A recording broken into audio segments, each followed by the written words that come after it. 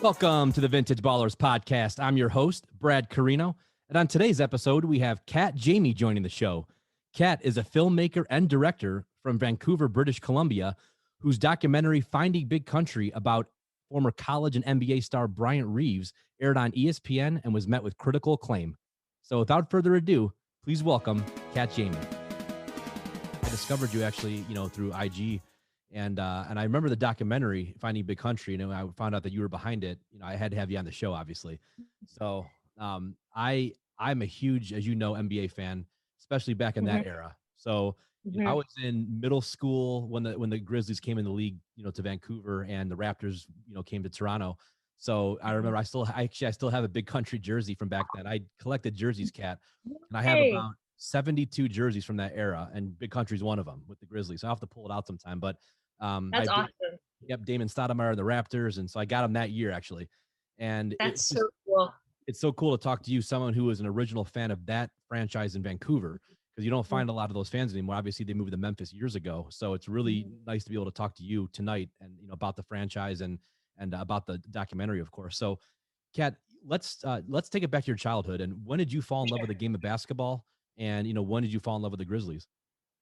So the Grizzlies were 6 when I was I was 6 when they came, 12 when they left.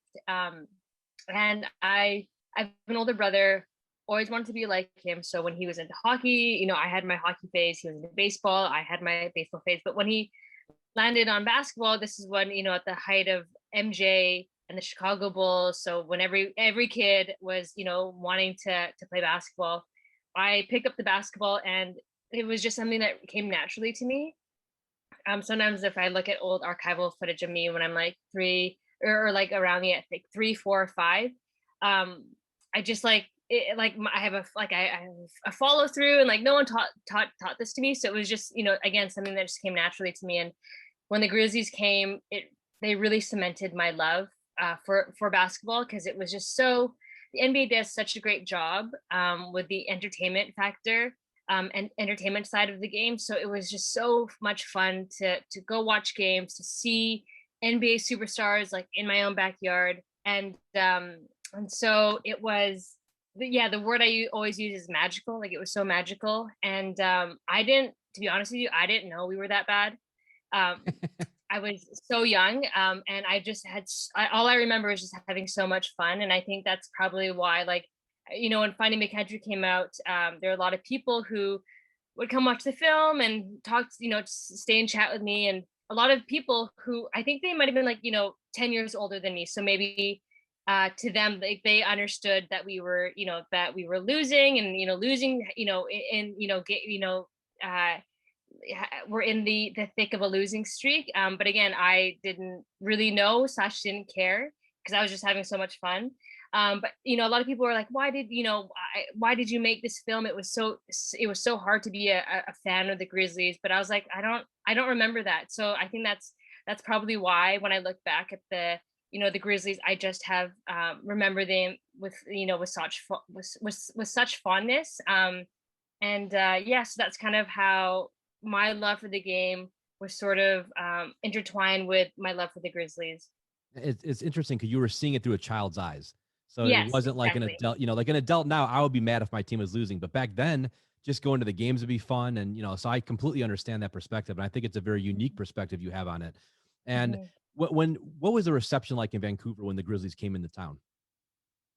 The reception was, the cool thing is that I'm actually not the only one who's still heartbroken that the Grizzlies left. And that was one of the best things about Finding Big Country, was meeting so many other childhood fans like me. So if you grew up in Vancouver in the 90s, like, you went to at least one game, or you watched the games. And we have, obviously, Vancouver has also an NHL team, and but hockey is an expensive sport. There's a lot of gear that you have to buy, and tickets to a Canucks game, it wasn't as cheap as going to the Grizzlies. So because the Grizzlies weren't the best team, they gave a lot of free tickets away to schools, and that was kind of their way of, like, they give free tickets, and then the kids will, you'll end up buying like food, or like food at the concession stand or something at the gift shop, and then hopefully they get you hooked and you'll want to come back and bring your whole family the next time. So that was sort of one of the things that they did to try to get more people to come. And so again, so if you grew up in Vancouver in the 90s, you at least went to like one Grizzlies game. And now I'm rambling and I'm forgetting what your original question was. What was Brad. no, you kind of answered some of it. What was the reception like in Vancouver as a whole to get an NBA? Yes. Sorry. So at that time, so they came in 95, like 95, 96. They, like, Vancouver was very new to basketball. And so they even had to print out, the first few games, they printed like a glossary for fans, like basketball A to Z. And it was like, teaching fans about, what a double dribble was and what like a foul shot was. And so, fans are super excited to have a team, but I think it took them not a long time, but they did have to sort of be educated about, how the game of basketball was played. But no, I think I think Vancouver fans get a bad rap for, people say that we didn't support the team and whatnot. I don't think that's not true. I think that's a fallacy. And in fact, I think that considering our losing record and how, poorly we did year after year after year, we had a really good, strong fan base. Compared to, sometimes I remember when the Grizzlies left, I would be watching like an Atlanta game. This is back in like the early 2000s. And I'd be like, we had way more people like in the stands than that. So, but yeah, I think we get a bad reputation, but I don't think it's warranted. It's fine. I believe there's a game Jordan played against you guys in Vancouver where he came like in the fourth. Yeah, you know what I'm talking about. He came back and someone talked. I don't know which player said something to him, and it rubbed him. Yep, and it rubbed him the wrong way. Yeah, and I think so. Yeah, Derek Martin. I think I wasn't there. I think my brother was at that game. Super, like, yeah. If that was like, that's like one of MJ's like legendary games, and it's very cool. Like, even though we lost the game, it's part of like Grizzlies folklore, that game specifically. But yeah, like we were like, I think there's like 4 minutes left. It was, we were up and everyone was just like, going crazy that my God, we're going to beat Michael Jordan and the Bulls, like, at their prime. And Derek Martin got a bit too confident and said something to Michael, and then Michael just, turned it on and showed us why he's, the GOAT. But I don't think anyone was upset that we lost, because it was just so cool to see him. He like literally took over. I forget what the stats were, but he scored like all the Bulls points. I think he scored maybe 17 points and like something like that. It's something crazy. It was. And I remember seeing a highlight of that a while back. And I remember it when I was a kid, but I forgot about all the things Jordan did. And then you're right. It's a part of Grizzlies folklore now in Vancouver folklore. And you're always gonna be a part of MJ's story because of that. But I do remember that's a very infamous game in MJ's career. I remember that. Yeah. So what are some of your personal favorite games from that era? I mean, my favorite game that I went to was when I saw, like, I guess the most famous player that I could remember seeing. And I just was like, whoa, he's right there and he's so close. Was Charles Barkley when he was playing for, who was he playing for? Rockets? I think he was playing for Houston. And I just remember thinking like that, it was just like the coolest thing just to see him like in person. And, so that was one of my favorite games. Obviously, when Steve Francis was in town, that was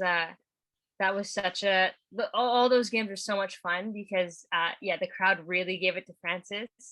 And I know that he beat us a few times, but I know that Mike Bibby had a buzzer beater layup against Steve Francis and the Houston Rockets, which was just like, such sweet revenge. It was a really cool win.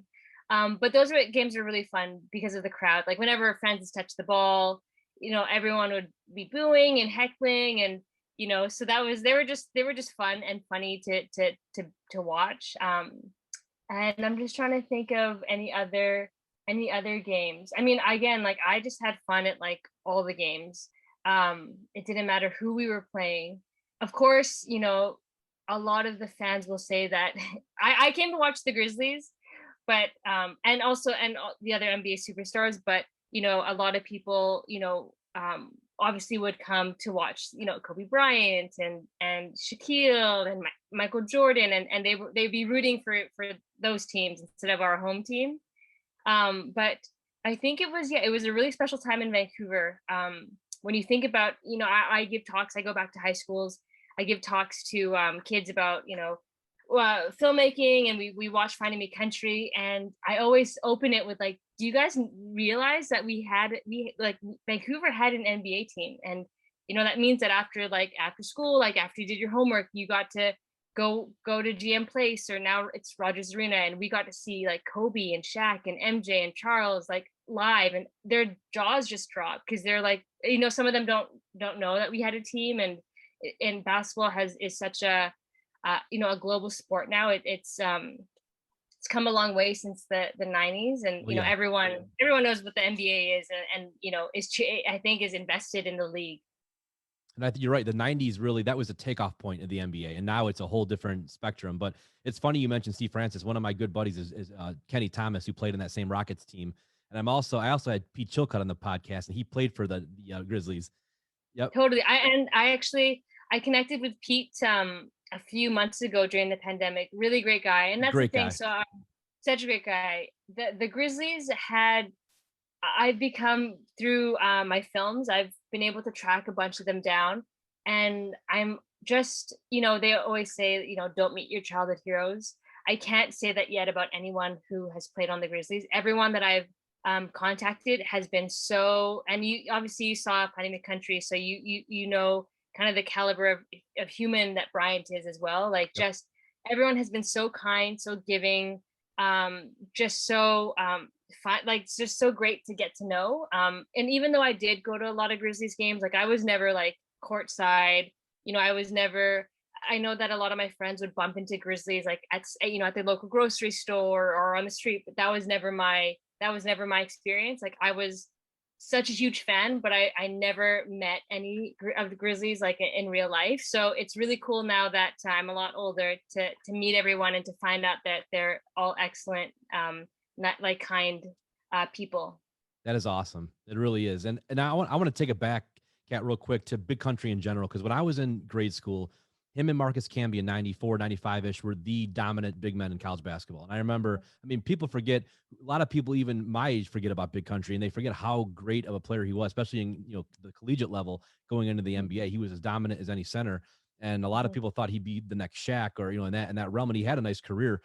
But, you know, what are your first memories of Big Country when you were younger? And you know, why did he leave such a impact on you?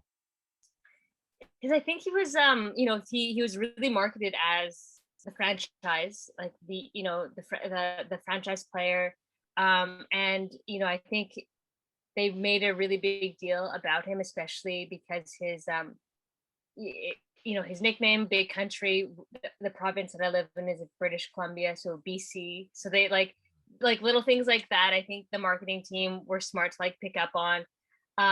But he was really like, yeah, he was sold to us as like, you know, our franchise player. And again, like you mentioned, like rightly so. You know, I think a lot of people forgot how dominant he was. He led his team to the NCAA, the Final Four. Yep. And he's a legend in Oklahoma, and again, rightly so. And back then, you have to remember that, and I'm sure, this is not something that that you don't know, but back then you needed a dominant center Absolutely to play in the NBA, right? You needed, and so that's why we drafted him. And he was sort of like, and it was hard to attract free agent players to Vancouver because at that time, no one really no one really knew what kind of, like, you know, they thought they were being sent to Siberia. You know, now I think Canada is a place that people want to go to because of the Raptors and the success that they've had. But back in the day, a lot of players didn't really know where Canada, they didn't know where it was, but they didn't know anything about it and thought they were being sent to a foreign country. But yeah, so that's sort of what I remember. I just remember him. He was one of the tallest on the court, and our franchise player. I mean, Kat, when I was a kid, I couldn't even tell you where Vancouver was when I was 12, 13 years old. I had no idea. Yeah, I knew it was somewhere in Canada, but I had no clue, true. west, east, no clue. So it's funny Yeah, now, of course, everyone knows Vancouver. It's a beautiful area. Everyone wants to go there. But you're right. Back then, it wasn't as well known. And you mentioned having dominant centers back in the 90s. And the page I run, I'm all, I post a lot about these guys, but you had to have a dominant center. I mean, Ewing, Olajuwon, we can go on, the name David Robinson, Shaq, obviously. So it was a league dominated by centers outside of Michael Jordan. So, you really, big country fit that mold perfectly. So that's what you're right. I mean, for the younger fans listening who didn't know much about that era of the NBA, it was very different than today. There wasn't a lot of people shooting threes, and it was just a different era. So it was dominated by the big man. totally. Yeah, the game, it's very cool to see how much, like, how the game has evolved, and it's, I'm sure, still continuing to evolve, but it's such a different game than it was back in the 90s, early 2000s. Well, it's interesting because Clay Thompson's one of the guys that follows my page, and he always comments, and he's real into it. And you could tell that because he grew up in Portland, so he grew up with all the Portland guys, Clyde Drexler, and he loved Yeah. the Sonics too because of Kemp and Peyton. He always likes those things. So it's interesting. Even the guys today enjoyed that era because it was just because Jordan and all the centers, it was a different era. It was a very different feel.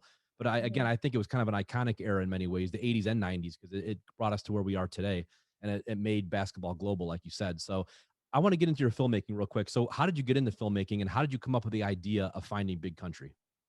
I come from a family of filmmakers. My grandfather was a filmmaker back in the day in the Philippines, and so um, I grew up with a camera pointed at me, and I just as much as basketball comes naturally to me, I just naturally documented everything. I went to film school here in Vancouver, at the University of British Columbia, and the story that I always knew I wanted to tell, it was just like if you had one story that you could tell in your career, what would that be? I would be like, it's the Vancouver Grizzlies. Like that's a story I wanted to tell. I want to tell. And of course, in university, like I think 30 for 30 was just starting, and I was like, I love 30 for 30s. Me too. Always wanted to make one. And I was like, oh, like so I always, my passion of basketball, my passion of filmmaking, combining the two is always like, that's a sweet spot. And so, yeah, I always thought that someone was going to tell the story of the Vancouver Grizzlies one day. And I knew that if it wasn't me, I was gonna like kick myself. I knew no one could tell it like I could, just because of all the archival stuff that I had, my childhood drawings, and the tickets that I kept from back in the day, and all my toys. And so I really had a personal connection to the story, and so as soon as I was able to, I kind of hit the ground running. Started picking up the phone, trying to make Finding the Country. And how long did it take to film? And take us through the process. What was it like? What were the ups and downs like? Totally. So in 2015, I think 2015 is maybe when I started to pick up the phone. And I had I was working at the National Film Board of Canada at the time as a production coordinator, learning as much as I could for my own directing career later on down the road. And I had to pick up the phone and started doing research. And that's when I started reading articles about how Bryant was the only Grizzly that people in Vancouver, like reporters in Vancouver, couldn't get a hold of.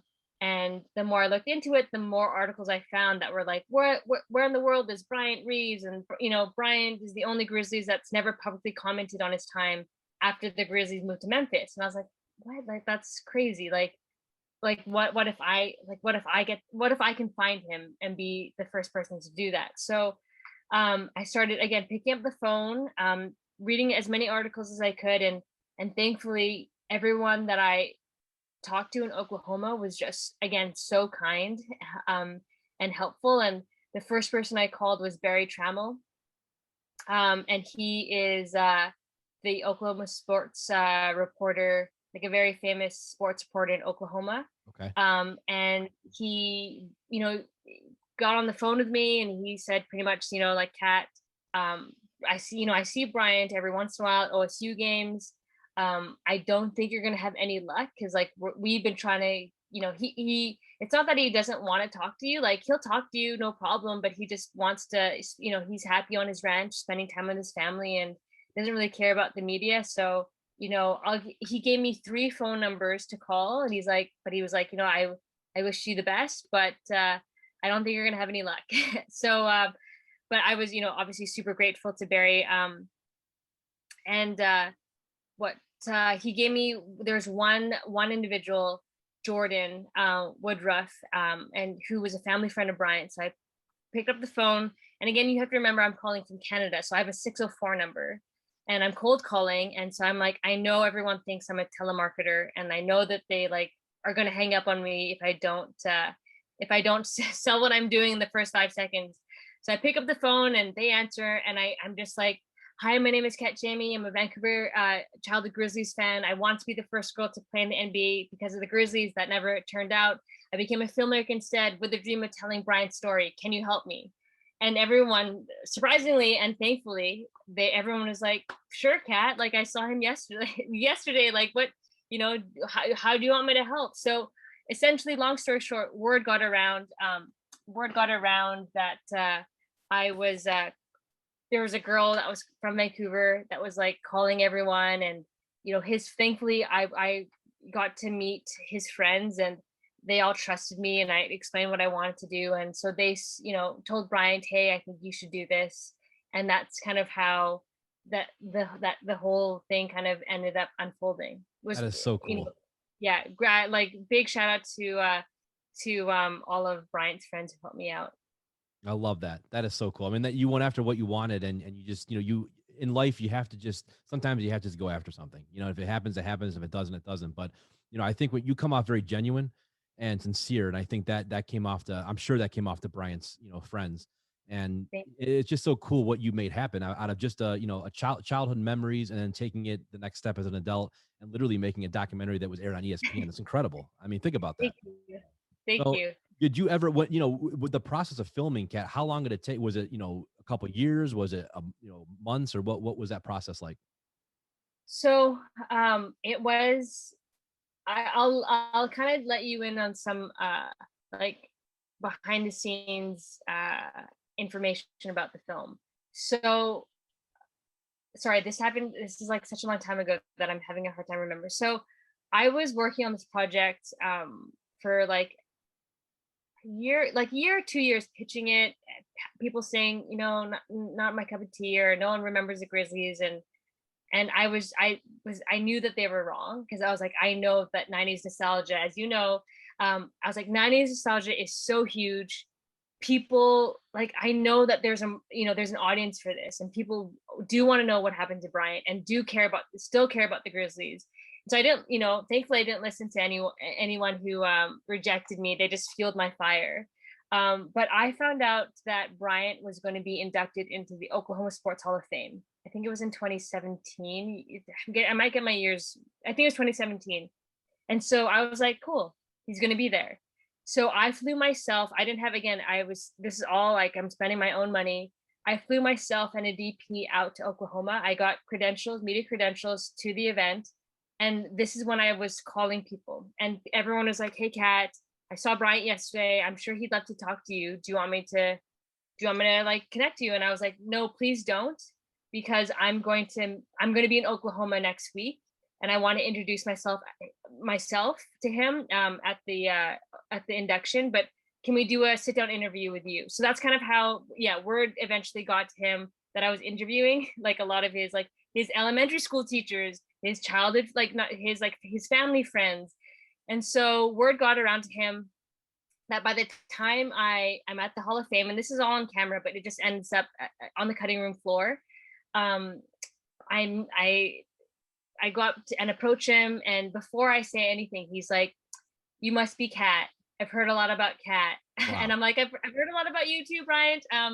But so I sit down with Bryant, because he's so kind, and he's like, sure, like, I'll sit down with you. What do you need? What do you want to know? Or, what do you want to talk about? And I thankfully brought all my childhood drawings to the induction. So I pitched him the film, and I was just like, I want to tell your story. I'm a childhood fan, et cetera, et cetera. he was pretty much just like, any way I can help you, I can. And so he gave me his number and email address. And thankfully, so that day, or sorry, the next day, I was on my way home to Vancouver from Oklahoma, and I got the call that we had just got funding. So Wow. that's so when we so the scenes where you see me playing basketball with him, ranching with him, I was able to go back with a full team. Full team, I just mean two other people. So there's just three of us doing that whole shoot, doing kind of all the jobs. My producer, my cinematographer, and myself. And so that's like the main shoot that you see in Finding McCountry. It was two, my editor Greg, who's so fantastic. We realized, there's some creative license that we took, obviously, in telling how we found Big Country, but it was too detailed to be like, I went there, found him, got funding. Like, I went there, came back, got funding, and then I came back to film the rest of the film. So that's why it ends up playing out the way it does in the film. I mean, that is, again, the story is so cool. And I know you have to go in a little bit. I appreciate you joining me tonight. No worries. Yeah. No, I have a few more minutes, Brad. No worries. Okay, perfect. I have a few more questions for you. So what was your, of that whole process, filming it, meeting him and doing the whole thing, what was your favorite aspect of it? I think the coolest thing that there's a bunch of different things. Again, I was just so blown away, and everyone told me leading up to it, like all his friends who I was able to interview and talk on the phone, everyone just spoke so highly of Bryant. Like, he's the nicest man that you'll ever meet. If you were to meet him today, you'd never know he was an NBA superstar, because he would never tell that, like, he would never say, talk about himself. He'd actually want to like learn about you. And that's so true about Bryant. I think the coolest thing though was learning how much he loved his time with the Grizzlies and seeing how much he cherished his time. I think that as a childhood fan, and as someone who obviously misses the Grizzlies, that was the coolest thing, to go into his, what he calls like his man cave. And, it's like, just like, like glass, like everything is like in a glass display, and, everything's framed, and it was just so nice. And I think when the film premiered here in Vancouver, we kept it a secret that I had found him. So there's a lot of people many people who thought that I hadn't, that I didn't actually find him. And the first time in the theater, so we sold out so quickly to Finding McCountry. I think we had like 5 sold out screenings. Each screening, I think there's at least 3 had about 6 or like 700 people in the theater, but it sold out like that. It was as if the Grizzlies were in town when the film premiered here in Vancouver at the Vancouver International Film Festival. But the first shot where you see Bryant, when he sits down and the camera, it cuts him off like that. That was the first time that everyone in Vancouver saw Bryant in almost 20 years or Wow. 20 plus years. And the whole audience erupted in cheers, because it was like it wasn't just me who had found my childhood hero. It was like everyone had found their childhood hero. And it was just like, it was such a cool feeling to hear that, to hear everyone's like love and adoration for Bryant, especially because, as you saw in the film, he kind of, at times got the scapegoat for why, the Grizzlies left town. And I think, and this is not just, this is a credit to my team. This is not just me, but I would say that after Finding McCountry, like the narrative has changed, which was the goal of the film. And, there's a mural, kids are dressing up as him for Halloween now in Vancouver. There's a mural now of him, and so that was again one of the goals of the film. But that was spending time with him, and he was again just so giving with his time, and pretty much anything I asked to do. So if I was like, hey Bryant, can we play basketball? He was like, sure.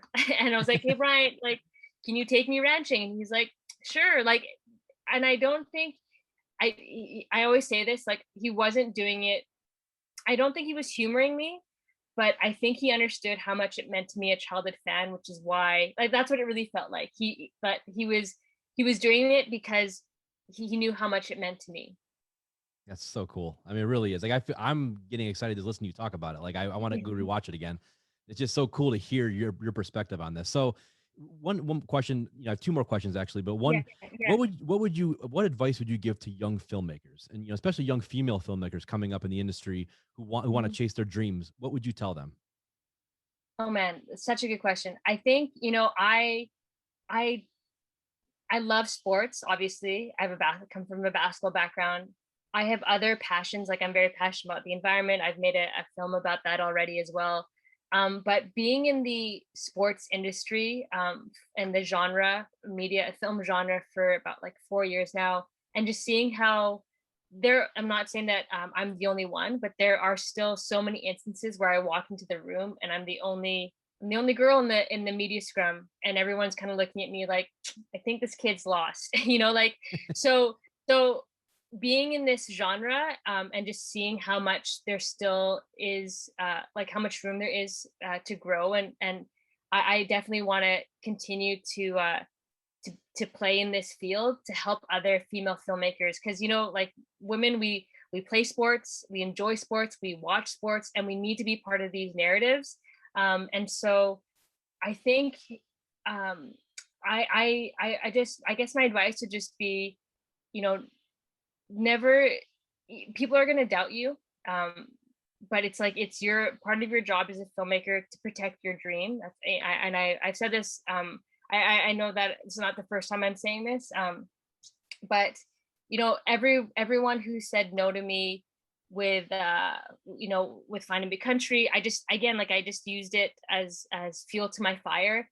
Filmmaking is such a grind that you need kind of anything that you can grab to help you propel forward. Like, just take, and so that's why when people say no to me, like, I'm not saying that doesn't suck. It definitely hurts, but I use it as like, okay, like, all right, I'm gonna just show you now. Even I want it even more, and I'm gonna show you that I think you're wrong.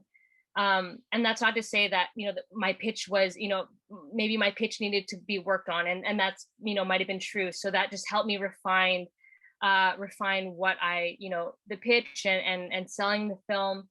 And I guess the other thing, and this is, a mentor told me, and I think it's so true, especially for Finding Me Country, and that is, um, she's an award-winning editor, and she said to a class of us, of emerging filmmakers, when your intentions are pure, the angels will come. And I really think that's super. It's so true, such a beautiful saying. But when it comes to Finding Me Country, like, somehow magically, like, all the stars aligned. And like, this is, again, like, yeah, Bryant and I, like, on his ranch. And I look at it sometimes and I'm just like, yeah, I think I really do believe in that saying. I completely agree with you. And I think that just putting energy behind something, we have that positive energy. I'm a big believer in energy. And I think you just attract, I mean, what I've done in my life, when I put certain energies out, it takes a while, but I see certain, things come back to me, and I can't explain it. But like you said, you're putting all your energy behind it, and you have a dream and a passion, you're genuine. It usually, Mhm. turns out pretty well. I love that. And I love how you said, protect your dreams. That's fantastic. Cause I mean, you really do have to protect your dreams in many ways and never give up on what you really want to do. So yeah, my Mhm. last question for you, and I ask every guest this, and I love hearing the answer. When you look back Mhm. 30, 40 years from now, and you're kind of, retired somewhere and you're enjoying, retirement, what do you want people to know about your legacy? Oh man, that's good. I guess, that's a good question.